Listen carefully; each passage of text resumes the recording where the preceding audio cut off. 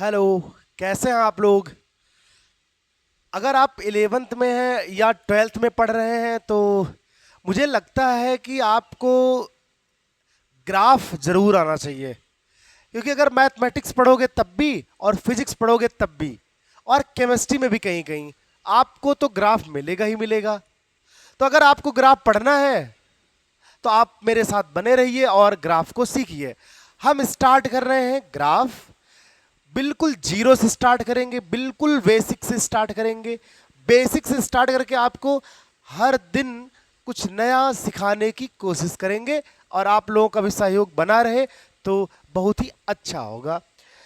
तो हम graph start करने से पहले कुछ बेसिक चीज़ों पर बात करना चाहते हैं।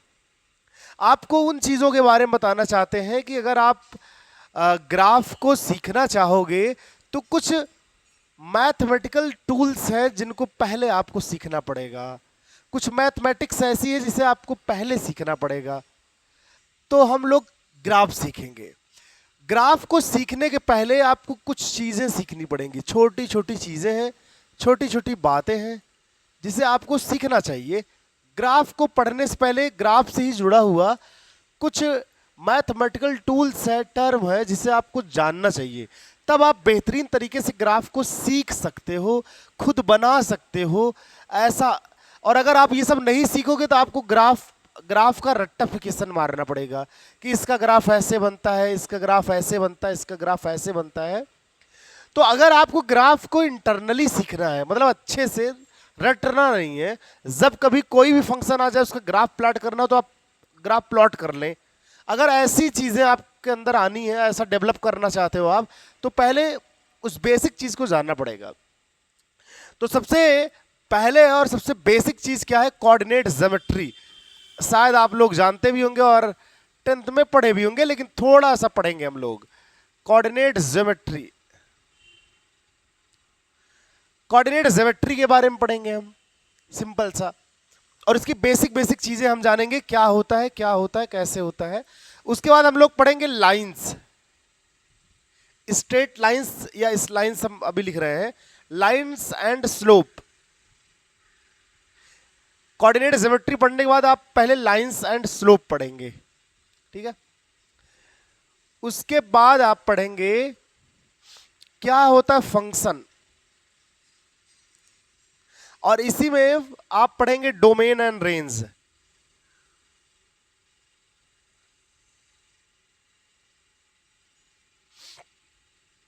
डोमेन एंड रेंज के बारे में पढ़ेंगे। ये टॉपिक है, पहले आपको ग्राफ सीखना है तो ये सब सीखना पड़ेगा।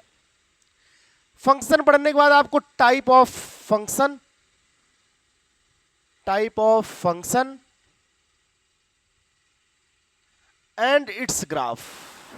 फिर यहां तक पर आपको ग्राफ, फंक्शन आप पढ़ते जाओ, टाइप ऑफ फंक्शन क्या होता है वो पढ़ते जाओ और इसका ग्राफ प्लॉट करते जाओ।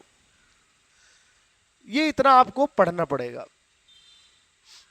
अच्छा, इसी में आपको थोड़ा सा बेसिक सा डिफरेंशिएशन भी आना चाहिए, थोड़ा सा, थोड़ा सा। तो उतना हम आपको बता देंगे बहरहाल। बाकी हम मैथमेटिकल फिजिक्स की पूरी सीरीज लाने वाले हैं, तो मैथमेटिकल फिजिक्स में आपको डिफरेंशिएशन पढ़ाएंगे, इंटीग्रेशन पढ़ाएंगे, टेग्नोमेट्री पढ़ाएंगे, मतलब हर चीज पर बात करेंगे और मजे से बात करेंगे, शायद आपको बेहतर लगेगा, ठीक है। तो हम इन 4 टॉपिक पे बात करेंगे और यहां फिर आप सीखोगे ग्राफ अच्छे से। तो चलिए हम बात करते हैं। ग्राफ पढ़ने के लिए सबसे पहली टॉपिक जो पढ़ते हैं वो है कोऑर्डिनेट ज्योमेट्री। लोग सीख रहे थे coordinate geometry, coordinate geometry.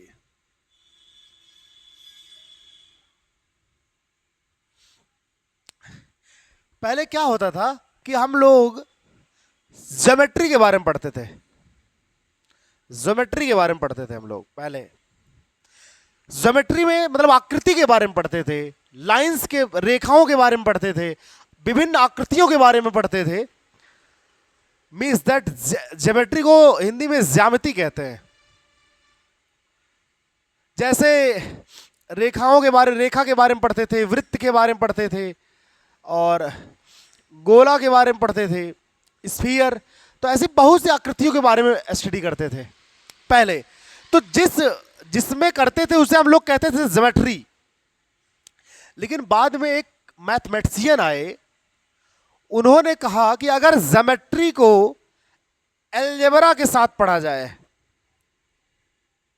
Algebra मतलब बीजगणित को मिक्स करके, अगर किसी भी ज्योमेट्री को, किसी भी आकृति को, रेखा को अगर आप अलजेब्रा के साथ पढ़ोगे तो आपको ज्यादा हेल्पफुल होगा आपके लिए, और आप ज्यादा इंफॉर्मेशन उस शेप के बारे में, उस ज्योमेट्री के बारे में आप पा सकते हो। आप पूरा डिटेल निकाल सकते हो अगर अलजेब्रा को भी साथ में ले लो के और फिर ज्योमेट्री आप पढ़ोगे तो। उस मैथमेटिशियन का नाम था रेने डिस्कार्ड्स। रेने डिस्कार्ड्स नाम था उनका। इनको फादर ऑफ कोऑर्डिनेट ज्योमेट्री कहा जाता है। मतलब सबसे पहले कोऑर्डिनेट ज्योमेट्री को इन्होंने ही बताया था लोगों को, जिनका नाम था रेने डिस्कार्ड्स। इन्होंने कहा था कि अगर आप ज्योमेट्री प्लस अलजेब्रा दोनों साथ लेके पढ़ोगे, दोनों को कंबाइन करके फिर ज्योमेट्री के बारे में आप स्टडी करोगे, तो आपको ज्यादा इंफॉर्मेशन मिलेगी किसी भी शेप के बारे में, किसी भी ज्योमेट्री के बारे में। और फिर उस ब्रांच को इन्होंने नाम दे दिया कोऑर्डिनेट ज्योमेट्री। तो मतलब अब जो है कोऑर्डिनेट ज्योमेट्री क्या है, वो ज्योमेट्री और अलजेब्रा का कॉम्बिनेशन है सर। अलजेब्रा का मतलब एक्स वाई जेड आप पढ़ते थे ना, X Y Z A B C ऐसा कुछ करके वेरिएबल से लेते थे, ये सब पढ़ते थे, वो है अलजेब्रा। तो ये फिर कोऑर्डिनेट ज्योमेट्री हुआ। उसके बाद इन्होंने क्या सजेस्ट किया लोगों को, इन्होंने कहा कि दो परपेंडिकुलर लाइन, दो स्ट्रेट लाइन ले लीजिए, दो स्ट्रेट लाइन ले लीजिए और दोनों एक दूसरे के परपेंडिकुलर हो। दो स्ट्रेट लाइन, दो सीधी रेखा लीजिए और दोनों एक दूसरे के क्या हो, लंबवत हो, परपेंडिकुलर हो, मतलब उनके बीच की डिग्री कितना एंगल बन रहा हो, 90 डिग्री बन रहा हो। तो इस एक एक्सिस का, इस एक लाइन का नाम रखा एक्स एक्सिस और दूसरे का नाम रखा गया भाई साहब ने वाई एक्सिस। इसे एक्स एक्सिस और वाई एक्सिस कहा गया। उन्होंने कहा कि अगर आप दो लाइन लो, दोनों को एक दूसरे के परपेंडिकुलर रखो, तो एक प्लेन फॉर्म होगा। उस प्लेन का नाम उन्होंने अपने नाम पर रखा था, जिसे कहा गया था कार्टेशियन प्लेन।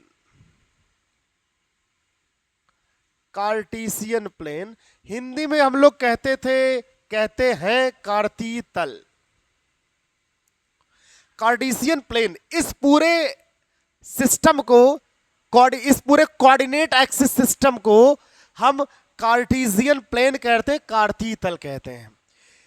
इस पूरी लाइन को, हॉरिजॉन्टल लाइन को, क्षैतिज लाइन को एक्स एक्सिस कहा गया और ये वर्टिकल लाइन को, ऊर्ध्वाधर लाइन को वाई एक्सिस कहा गया। दोनों एक दूसरे के परपेंडिकुलर होंगी, मतलब इनके बीच का एंगल 90 डिग्री होगा।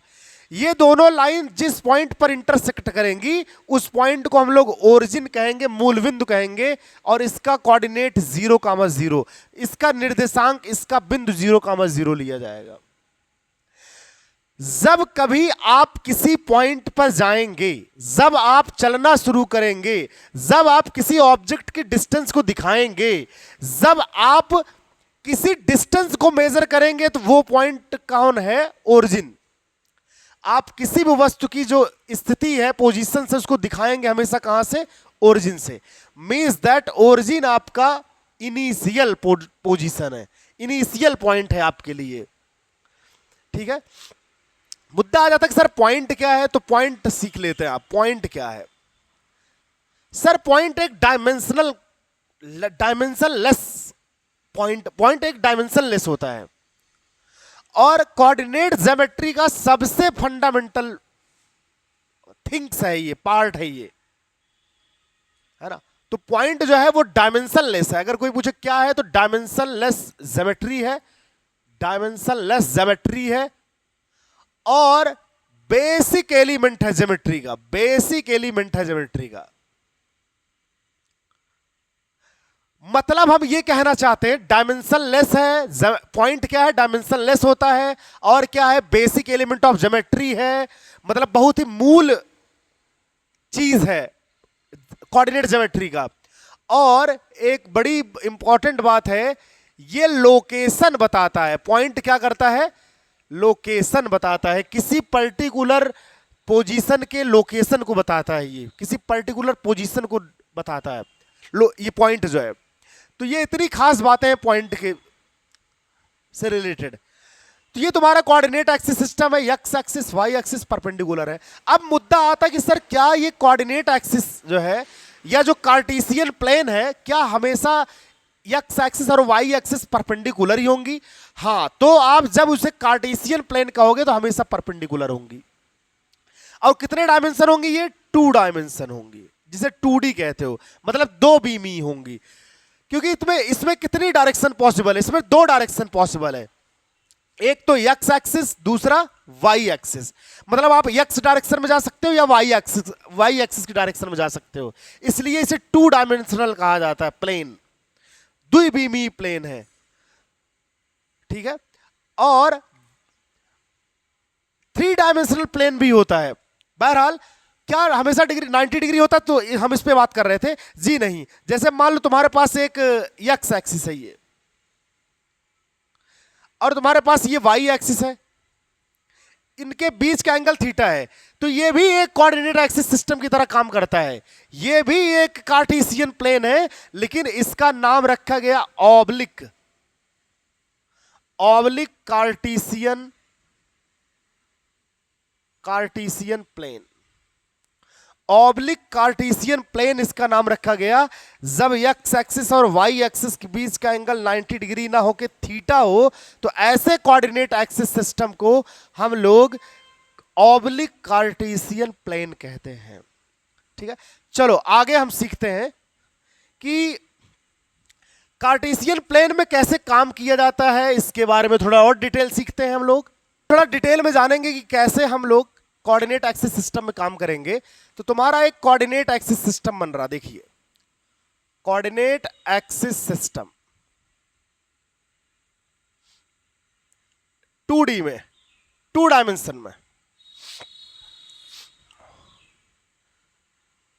ये एक्स एक्सिस है, ये वाई एक्सिस है, ये ओरिजिन है, मतलब इनिशियल पॉइंट है, ओरिजिन को ओ लिखते हैं।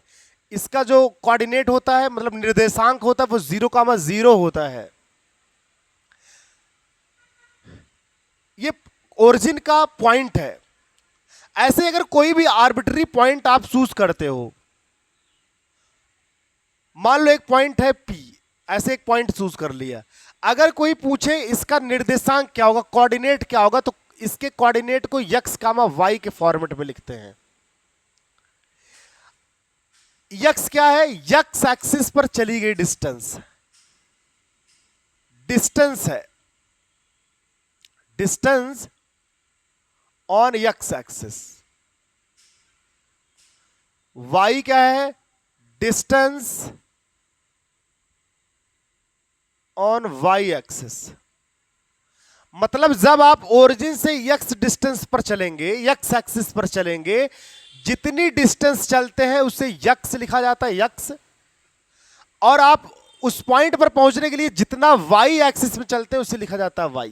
जैसे मान लो किसी भी पॉइंट का कोऑर्डिनेट निर्देशांक लिखा गया 2,5, इसका मतलब हुआ इस पॉइंट P पर जाने के लिए आपको x में 2, अगर मान लो इसकी वैल्यू मीटर में दिया है, किसमें भी यूनिट, जो भी यूनिट में दिया हो, आपको 2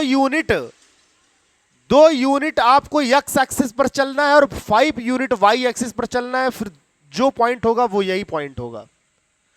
और चलना हमेशा कहां से है? ओरिजिन से। क्योंकि हर किसी भी बॉडी की अगर पोजीशन दिखानी है तुम्हें, या किसी भी बॉडी की डिस्टेंस मेजर करनी है, तो तुम हमेशा ओरिजिन से करोगे, क्योंकि ओरिजिन तुम्हारा इनिशियल पॉइंट है।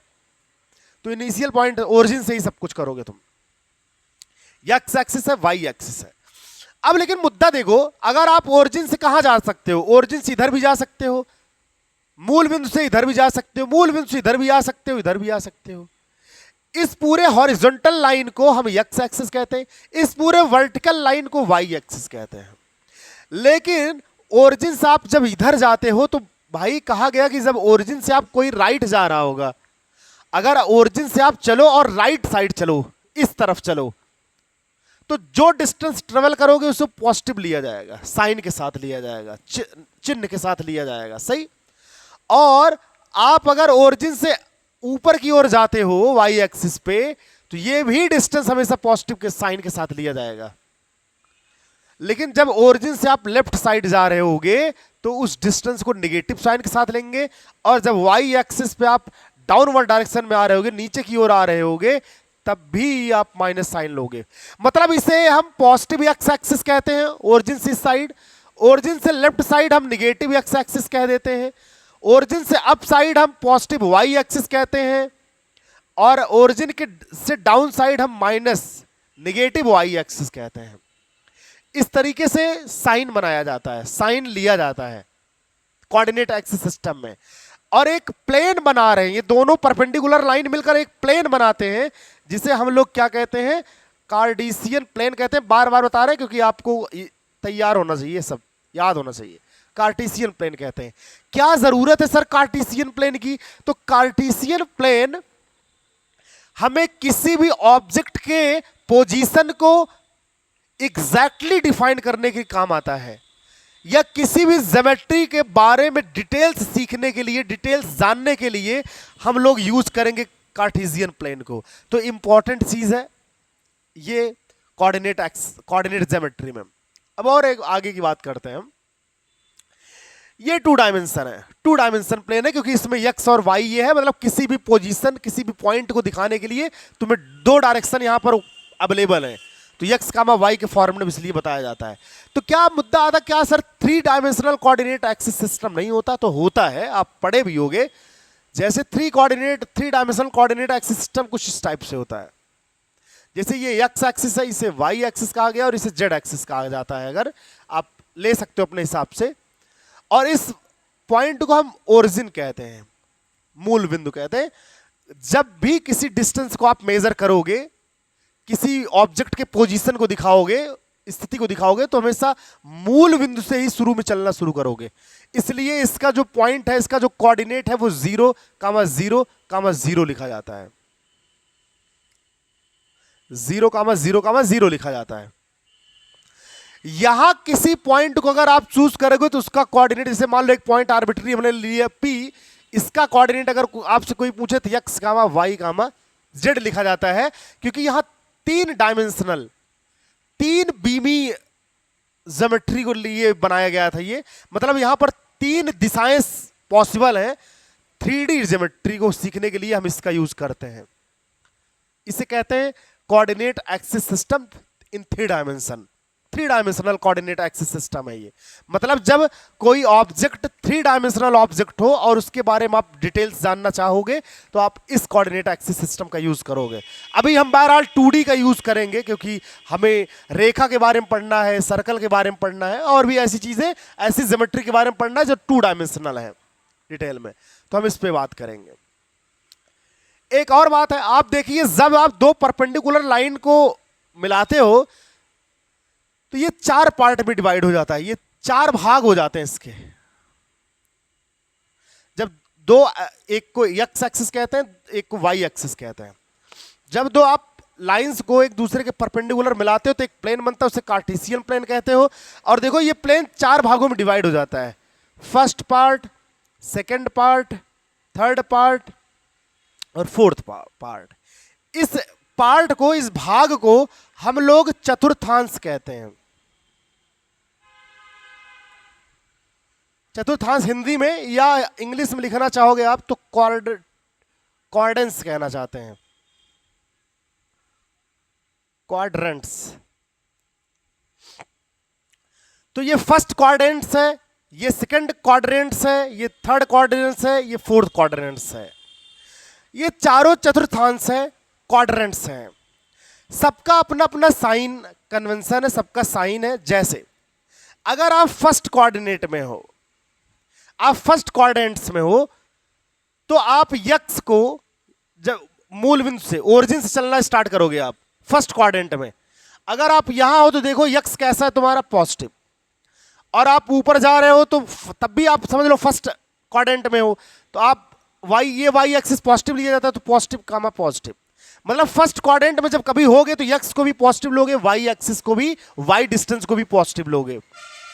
ये जो साइन कन्वेंशन बनाया गया है ये सिर्फ डायरेक्शन के लिए बनाया गया है, कि जिससे ये पता चल जाए कि कोई भी व्यक्ति, कोई भी पॉइंट ओरिजिन से किस साइड पे है, इसलिए ऐसा साइन कन्वेंशन लिया गया। सेकंड क्वाड्रेंट्स की बात करते हैं हम। अब सेकंड क्वाड्रेंट्स ये है, अब देखो यहां पर यक्स कैसा है, पहले आगे यक्स एक्सिस का, यक्स एक्सिस लिखा जाता है, इसलिए पहले यक्स का लिखेंगे हम। यक्स क्या है, यहां निगेटिव है, और वाई तो सेकंड क्वाड्रेंट्स के लिए ये होगा वाई एक्सिस, तो जो पॉजिटिव है, तो सेकंड क्वाड्रेंट यहां पर पॉजिटिव कामा पॉजिटिव जैसा लिखा जाता है, यहां पर निगेटिव कामा पॉजिटिव जैसा कोऑर्डिनेट लिखा जाता है। अब आती बात थर्ड क्वाड्रेंट्स की, तो थर्ड में जब आप आ जाते हो तो देखो यहां पर यक्स भी निगेटिव है, वाई भी निगेटिव है, तो यहां निगेटिव कामा निगेटिव लिया जाता है, यक्स और वाई दोनों निगेटिव होते हैं यहां पे। और आप जब फोर्थ में आते हो,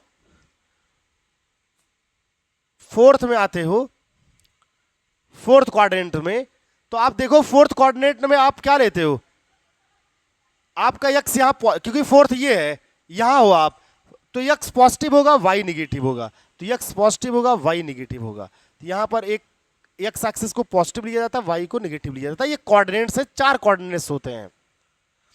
एक्स वाई एक्सिस जब प्लेन बनाती हैं तो 4 पार्ट में डिवाइड करती हैं, उन चारों भागों को हम लोग चतुर्थांश कहते हैं, क्वाड्रेंट्स कहते हैं। ठीक, सिंपल सी बात समझो आप, ये क्या, अगर कोई पूछे ये क्या है, तो आप इस लाइन को कहोगे एक्स एक्सिस हॉरिजॉन्टल लाइन है, इसे कहोगे वाई एक्सिस, और इस इंटरसेक्टिंग पॉइंट को ओरिजिन कहोगे। इसका पॉइंट होता है 0,0। अब मान लो यहां एक पॉइंट P लिया जाता है, इस पॉइंट P पर आपको जाना है, तो आपको एक्स एक्सिस और वाई एक्सिस दोनों में चलना पड़ रहा है। तो जब आप एक्स एक्सिस पर चलोगे ऐसे देखो, और लगभग इसके बराबर आ जाना तुम्हें, एक्स एक्सिस पर यहां तक चले तो ये आप P पर पहुंच गए, एक्स एक्सिस पे चले तो पहुंच गए। वाई पे चलो देखो, वाई पे चलो देखो, वाई पे चले तो पहुंच गए। तो आपको एक्स भी चलना पड़ रहा है, वाई पर भी चलना पड़ रहा है, यहां पहुंच गए मतलब यहां पहुंच गए। तो देखो ये जो लाइन, ये जो चल रहे हो, ये डिस्टेंस इस डिस्टेंस के बिल्कुल इक्वल है।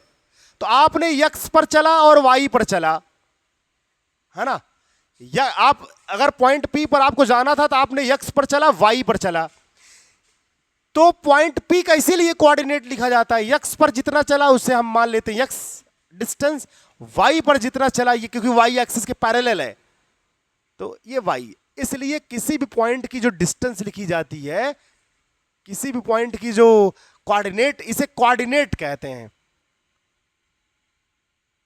कोऑर्डिनेट कहते हैं, हिंदी में निर्देशांक कहते हैं। किसी पॉइंट के जो कोऑर्डिनेट होते हैं एक्स कामा वाई लिखे जाते हैं। ठीक है, अब बात आती है कि ऐसे आप कोई पॉइंट कहीं भी आर्बिट्रली ले सकते हो, उसका एक्स कामा वाई लिख सकते हो। अब हम सिंपल सी बात करते हैं डिस्टेंस फार्मूले की। कोऑर्डिनेट एक्सिस सिस्टम में, मतलब ये आप ज्योमेट्री में आप जो पढ़ रहे हैं कोऑर्डिनेट ज्योमेट्री में, इसमें डिस्टेंस फार्मूला हम पढ़ते हैं, सेक्शन फार्मूला पढ़ते हैं, मिड पॉइंट कैसे निकालते हैं वो पढ़ते हैं, सारा काम पॉइंट पर होता है। पॉइंट क्या होता है हमने बात कर ली है। अब बात है डिस्टेंस फार्मूला का।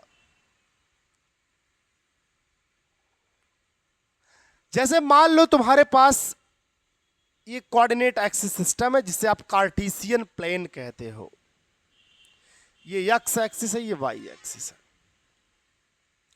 यहां पर 2 पॉइंट है आपके पास। मान लो एक पॉइंट है ये जिसे ए कहते हो, इसका कोऑर्डिनेट है x1 कामा y1, और एक दूसरा पॉइंट यहां है बी जिसका पोजीशन है x2 कामा y2।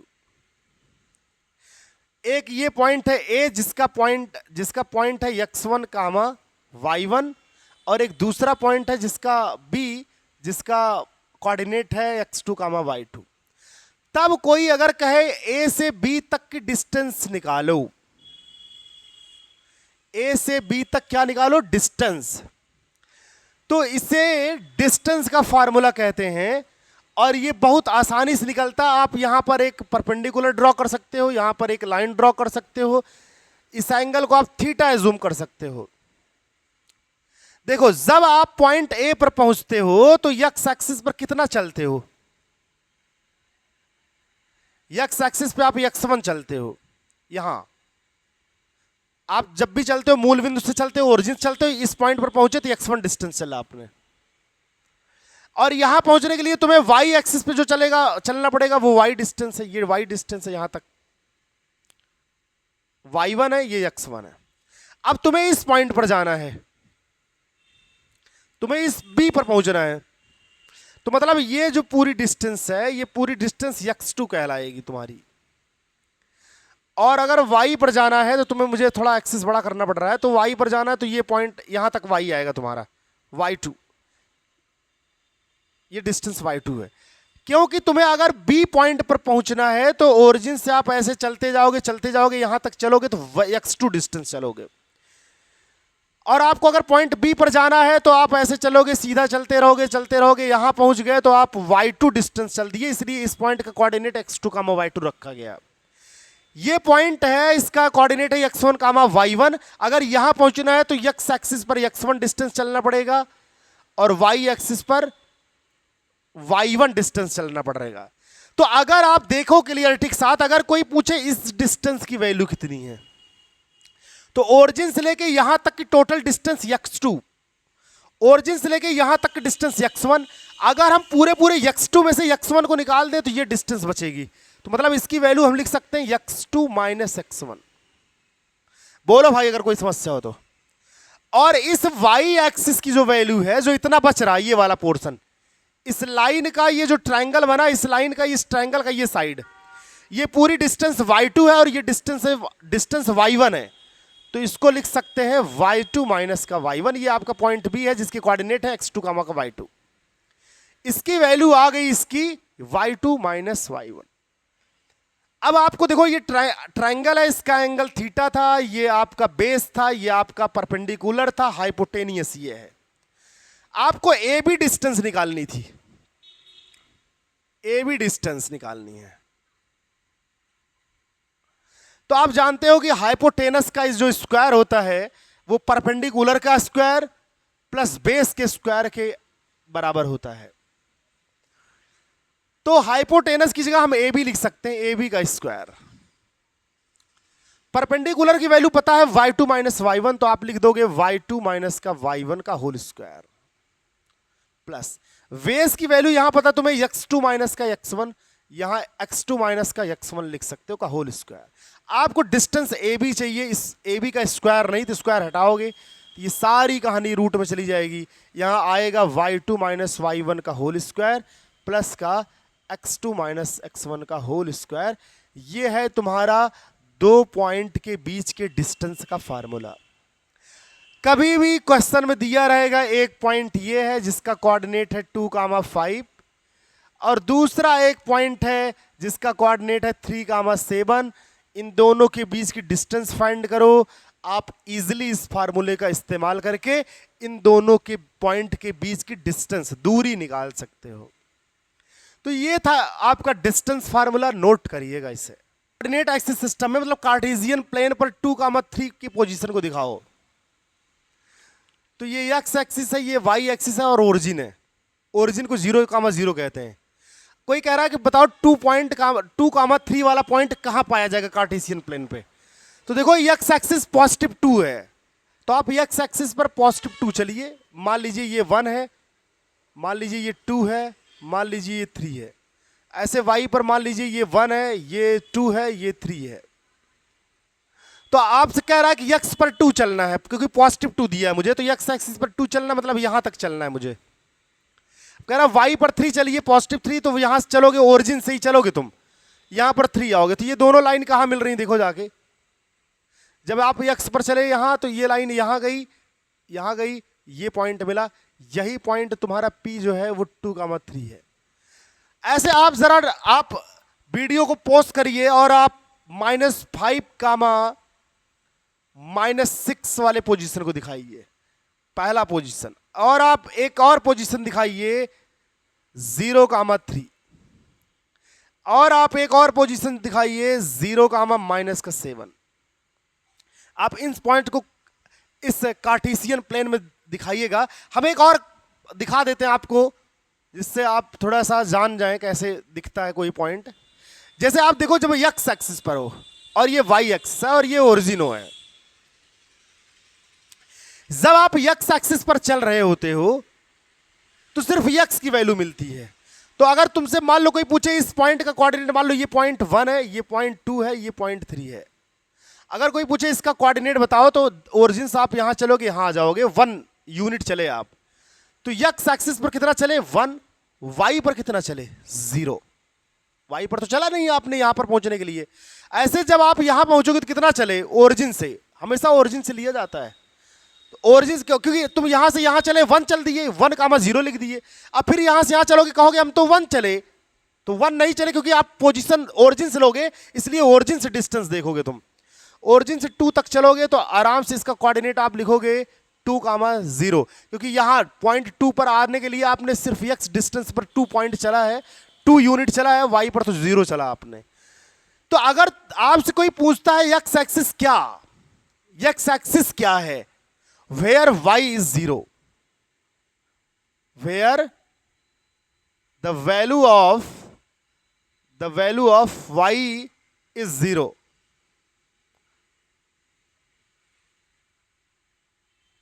अगर आपको उससे कोई एक्स एक्सिस पूछता है तो ऐसे मान लो वाई एक्सिस पर ये पॉइंट 1 है, वाई एक्सिस पर ये पॉइंट 2 है, वाई एक्सिस पर ये पॉइंट 3 है।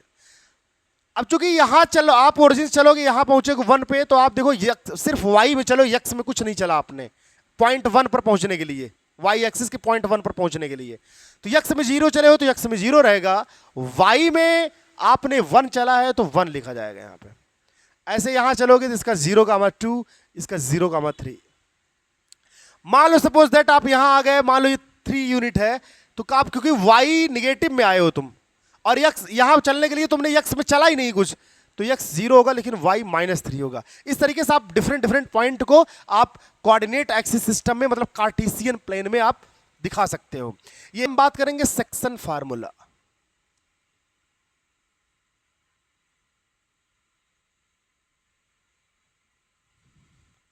सेक्शन फार्मूला पर बात करेंगे। क्या है सेक्शन फार्मूला, देखिएगा, ये मेरे पास एक्स एक्सिस है, वाई एक्सिस है, एक्स एक्सिस है, वाई एक्सिस है। मान लो ये ओरिजिन है, मान लो एक पॉइंट आपके पास है ए, जिसका कोऑर्डिनेट है x1 कामा का y1, और दूसरा एक पॉइंट है बी, जिसका कोऑर्डिनेट है x2 कामा का y2। 2 पॉइंट है। अगर मान लो आपसे कह दिया जाए इस ए और बी के बीच की जो डिस्टेंस है, इसको 2 पार्ट में डिवाइड करो, 2 रेशियो में डिवाइड करो, और वो रेशियो रहेगा मान लो यम रेशियो n। एक पॉइंट ऐसा चूज करो, मान लो वो पॉइंट हम पी एज्यूम कर लेते हैं, जो ये पॉइंट इस लाइन को यम रेशियो n में डिवाइड कर दे, ऐसा पॉइंट लीजिए। जैसे कोई कहते हैं कि मेरे पास एक लाइन है ए बी, इसको 2 पार्ट में तोड़ दो, आपने खटाक से तोड़ दिया इसको, तो आप तो ऐसा नहीं कि इक्वल इक्वल आपने तोड़ा है, हो सकता है इसकी वैल्यू 3 हो, इसकी वैल्यू 2 हो, तो मतलब इसको रेशियो में डिवाइड, मतलब जैसे मान ले यम रेशियो n के में आप डिवाइड कर रहे हो, तो वो पॉइंट कहां आएगा, उसके लिए फार्मूला है, ये सेक्शन फार्मूला कहलाता है। तो इस पॉइंट P का कोऑर्डिनेट आप डायरेक्ट नोट करिएगा इसको, क्योंकि डेरिवेशन का कोई मतलब है नहीं, आपको बस जस्ट पता होना चाहिए, और फिर आगे हमें पढ़ना बेसिक ग्राफ। तो इसका कोऑर्डिनेट लिखा जाता है, कैसे लिखा जाता है वो आपको देखना है ट्रिक। ये जो यम रेशियो है और x2, यम x2 इसे लिखा जाता है यम x2 प्लस यन x1, यन x1 अपान में यम प्लस एन। ये हो गया एक कोऑर्डिनेट, ठीक है।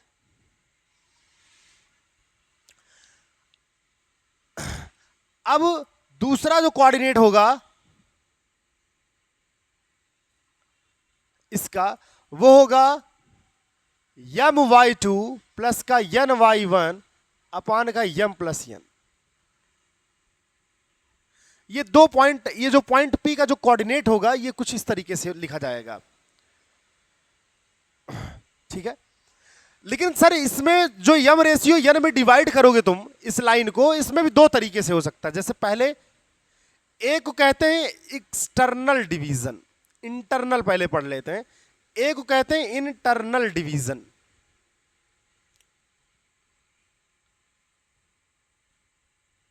इंटरनल डिवीजन क्या होता है आप सुनिएगा। जैसे मान लो आपके पास दो, एक लाइन है, ए है एक पॉइंट, दूसरा बी है।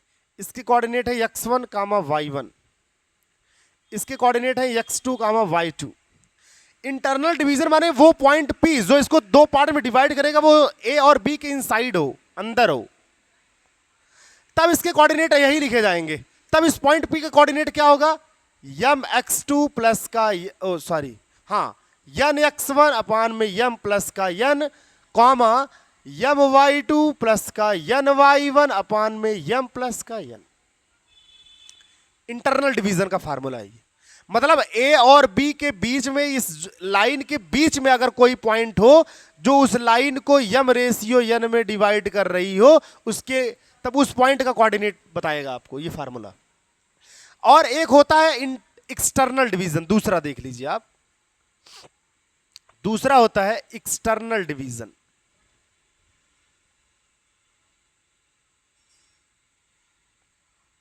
एक्सटर्नल डिवीजन जैसे तो आपके पास दो पॉइंट है, एक पॉइंट है ए जिसका कोऑर्डिनेट है x1 कामा का y1, एक पॉइंट है v जिसका कोऑर्डिनेट है x2 कामा का y2। एक्सटर्नल डिवीजन मतलब कोई पॉइंट P जो है इसको बाहर, इसके बाहर हो, ये यहां पे हो, तो इसे कहते हैं एक्सटर्नल डिवीजन। इस लाइन का एक्सटर्नल डिवीजन का फार्मूला, इस पॉइंट P का कोऑर्डिनेट जो लिखा जाता है वो क्या लिखा जाता है, देखो यम x2 माइनस का यन x1, यही फार्मूला रहता है, माइनस हो जाता है। अपान में जो यम प्लस यन है उसे यम माइनस यन लिखा जाता है, कामा यम y2 माइनस का यन y1 अपान में यम माइनस का यन। इसे कहते हैं एक्सटर्नल डिवीजन। तो इस तरीके से कभी भी दो पॉइंट के बीच के पॉइंट को आप निकाल सकते हो जो पॉइंट किसी भी लाइन को यम रेशियो यन में डिवाइड करती हो। मतलब ऐसा पॉइंट जो किसी भी लाइन को दो पार्ट में डिवाइड कर दे, चाहे पार्ट इक्वल हो चाहे अनइक्वल पार्ट हो, उसमें डिवाइड करे, तो उस पॉइंट का आप कोऑर्डिनेट इस तरीके से निकाल सकते हो। नोट कर लीजिएगा, फार्मूला इंपॉर्टेंट है। एरिया ऑफ ट्राइंगल, अगर मान लो तुम्हें ट्राइंगल का एरिया निकालना हो तो कैसे निकालोगे, और पॉइंट दिया गया हो। मान लो तुम्हारे पास एक ट्राइंगल है,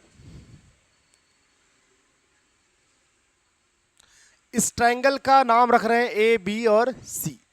ए का कोऑर्डिनेट है x1 कामा y1, बी का कोऑर्डिनेट है x2 कामा का y2, सी का कोऑर्डिनेट है x3 कामा का y3। तब सर इसके एरिया का फार्मूला क्या होगा, तो फार्मूले पे गौर करिएगा, टेक्निक बता रहे हैं फार्मूला लिखने का। Area A is equal to, तो आप ऐसे इसको लिखने के लिए आप ये चीज लिखोगे, देखो 1 2 3 1 2 3, ठीक है 1 2 3। कितने, क्योंकि ट्राइंगल में कितने पॉइंट होते हैं सर, दो, तीन पॉइंट होता है, 1 2 3, ठीक है। तो 1 2 3 1 2 3 लिख लिया हमने, पहले ये तीनों पॉइंट होता है, ठीक है। तो एरिया को हम यहां लिखते समय 1/2 करते हैं, फार्मूला एरिया का ट्राइंगल का। कभी समय मिला तो डेरिवेशन भी करवा देंगे इसका हम, 1/2। अच्छा, आप जानते हो किसी भी ट्राइंगल का जो एरिया है वो कभी निगेटिव नहीं हो सकता, हमेशा जब भी होगा ये पॉजिटिव वैल्यू में होगा, तो इसलिए ये हमेशा मॉड में लिखा जाता है, हमेशा मॉड में। ये जो लाइन है ये मॉड कही जाती है, मॉड कही जाती है। हमेशा इसमें जो भी वैल्यू होती है हमेशा पॉजिटिव होती है। 1/2 1/2 1 2 3 लिखा है, तो यहां पर लिखोगे 1/2, यहां लिखोगे x1 ब्रैकेट में, x1 1 है तो बस x1, 2 और 3 है तो यहां लिखेंगे y2 माइनस का y3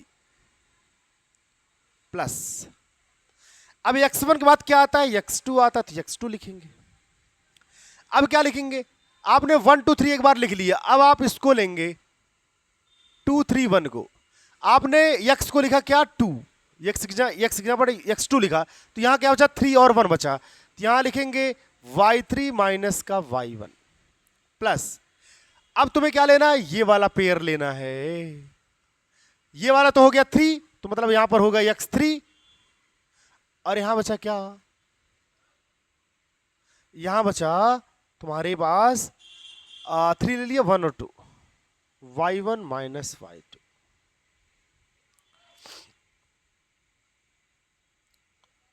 ये मॉड ऑफ रहा तुम्हारा। तो ये फार्मूला है तुम्हारा, नोट करिएगा, एरिया निकालने का फार्मूला है। किसी भी ट्राइंगल का एरिया आप इजीली फाइंड कर सकते हैं इससे, इस फार्मूले से, ठीक है। अच्छा, एक और फार्मूला है डिटर्मिनेंट के फॉर्मेट में, वो भी देख लीजिएगा आप। एरिया का एक और फार्मूला है डिटर्मिनेंट के फॉर्म में। डिटर्मिनेंट आप 11th या 12th में मैथमेटिक्स में आप पढ़ोगे डिटर्मिनेंट के फॉर्मेट में, तो यह है मॉड ऑफ 1/2। और अब डिटर्मिनेंट की ये जो लाइन है दो बड़ी बड़ी, ये डिटर्मिनेंट को शो करती हैं, सारणिक कहते हैं, और ये मॉड ऑफ है, ये बाहर वाला मॉड ऑफ है 1/2।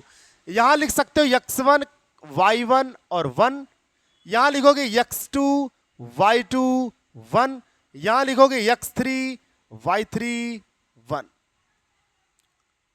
ये जो फार्मूला है ये भी तुम्हें क्या देता है, एरिया देता है, किसी भी ट्रायंगल का एरिया देता है। इसमें जानते हो कैसे होता है, x1 को पकड़ोगे, इसके नीचे इसके इधर छोड़ोगे तो ये पकड़ोगे, x1 पॉजिटिव नेगेटिव पॉजिटिव, बहरहाल आप मैथमेटिक्स पढ़ोगे जान जाओगे, जानते रहो। एरिया का ये भी फार्मूला है, ये भी फार्मूला है, बहुत आसान है, क्वेश्चन आ सकता है, ट्रायंगल का एरिया वगैरह अक्सर आता रहता है, नोट कर लीजिए। मान लो आपसे मिड पॉइंट के बारे में पूछा जाए, हम कभी भी आपसे मिड पॉइंट निकलवा लिया जाए, अगर मिड पॉइंट, जैसे मान लो तुम्हारे पास दो लाइन है, एक दो पॉइंट है, एक पॉइंट है ए, दूसरा पॉइंट है बी, इसके कोऑर्डिनेट है x1 कामा का y1, इसका कोऑर्डिनेट है x2 कामा का y2। अगर कोई पूछे बिल्कुल इसका एग्जैक्ट मिड पॉइंट बताओ क्या होगा, तो हमने माना ये पॉइंट P होगा मिड पॉइंट बिल्कुल। तो इसके कोऑर्डिनेट कैसे लिखे जाते हैं, इसके कोऑर्डिनेट लिखे जाते हैं x1 प्लस का x2 बाई का 2 कामा y1 प्लस का y2 बाई का 2। ये मिड पॉइंट का फार्मूला है सर, प्लीज नोट कर लीजिएगा जिससे कोई दिक्कत ना हो। एक और प्यारी सी छोटी सी बात हम करते हैं इस कोऑर्डिनेट ज्योमेट्री में, उसके बाद कोऑर्डिनेट ज्योमेट्री आपका खत्म। बस ये बेसिक चीजें हमको पढ़नी है, बस ग्राफ पढ़ने के लिए। आप पॉइंट को प्लॉट करना सीख लिए, अच्छे से दिखाना सीख लिए कार्टेशियन प्लेन पे, वही सफिशिएंट है। ये सब एक्स्ट्रा इंफॉर्मेशन है, दे रहे हैं, वेक्टर में यूज होगा। आप एक चैप्टर पढ़ोगे 11th फिजिक्स में वेक्टर, वहां ये सारी इंफॉर्मेशन आपको बहुत यूजफुल होगा आपके लिए। एक और है कोलिनियरिटी,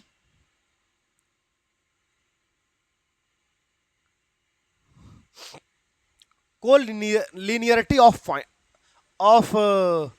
3 पॉइंट्स। अगर आपके पास 3 पॉइंट्स है और उनकी कोलिनियरिटी चेक करनी है, मतलब वो पॉइंट्स कोलिनियर है कि नहीं ये चेक करना है, तो आप जो है कुछ रूल्स लगा सकते हैं। कोलिनियर का मतलब हुआ कोई भी पॉइंट हो और वो एक ही सीध में हो, जैसे ए है, बी है, सी है, ये एक ही लाइन में है तीनों पॉइंट, इन तीनों पॉइंट को कोलिनियर पॉइंट कहेंगे। लेकिन अगर यही 3 पॉइंट ऐसे हो, जैसे ए यहां है, बी यहां है और सी यहां है, तो ये क्या बन जाएगा, ट्रायंगल। ये पॉइंट सी कहीं भी हो, यहां हो, तब भी क्या बन जाएगा, ट्रायंगल। तो मतलब अगर 3 पॉइंट, अगर आपके पास 3 पॉइंट हैं, जैसे ए है, बी है और कहीं भी सी है, तो देखो अगर ये 3 पॉइंट कोलिनियर नहीं है, मतलब एक सीध में नहीं है, तो ये एक ट्रायंगल बना लेते हैं और ट्रायंगल का अपना कुछ एरिया होगा।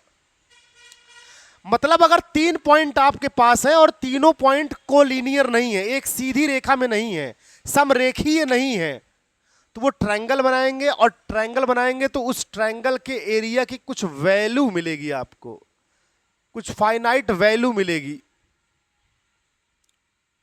और मान लो यही तीनों पॉइंट्स अगर एक दूसरे के बिल्कुल सीध में हो, मतलब एक ही लाइन में लाइज कर रहे हो, ए बी सी तीनों एक ही लाइन में लाइज कर रहे हो, तो इन्हें, इन तीनों पॉइंट को कोलिनियर पॉइंट कहते हैं, समरेखी बिंदु कहते हैं। और अगर अब ट्रायंगल का एरिया आप निकालोगे तो तुम्हें कैसा मिलेगा?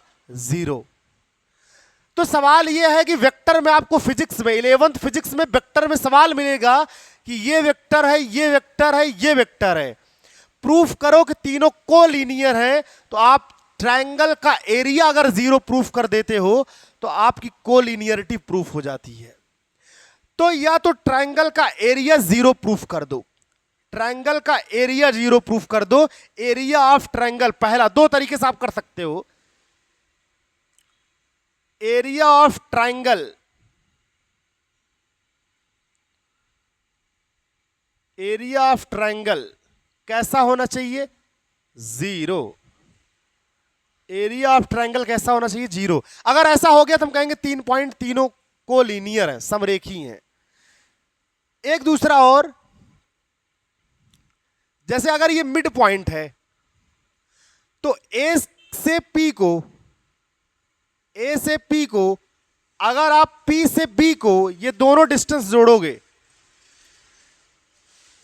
एपी डिस्टेंस को और पीबी डिस्टेंस को जोड़ोगे और जोड़ने पर तुम्हें टोटल डिस्टेंस ए भी मिल जाती है, तब भी हम कहेंगे ये तीनों पॉइंट कैसे हैं? कोलिनियर हैं। क्योंकि आप समझो अगर ये पॉइंट पी यहां होता तो ये डिस्टेंस, दोनों डिस्टेंस को आपस में जोड़ने पर इसके बराबर कभी नहीं आता। कोलिनियर है तभी ऐसा पॉसिबल है। तो कोलिनियर अगर आपको प्रूफ करना होगा तो ये चीजें आप प्रूफ कर सकते हैं। आप अपने कॉपी में अच्छे से सुंदर से नोट्स बनाएं, क्योंकि रोज पर डे, मतलब 1-2 दिन की गैपिंग पे हम ग्राफ से रिलेटेड इजी तरीके से हम एक लेक्चर डाल दिया करेंगे। आप लोग बने रहोगे तो शायद आपको बेहतर तरीके से ग्राफ बनाना सिखा पाएं। अगर कोई एरर हो, कुछ कमी रह गई हो तो आप कमेंट बॉक्स में जरूर आप बता दीजिएगा, सजेस्ट कर दीजिएगा। Thank you.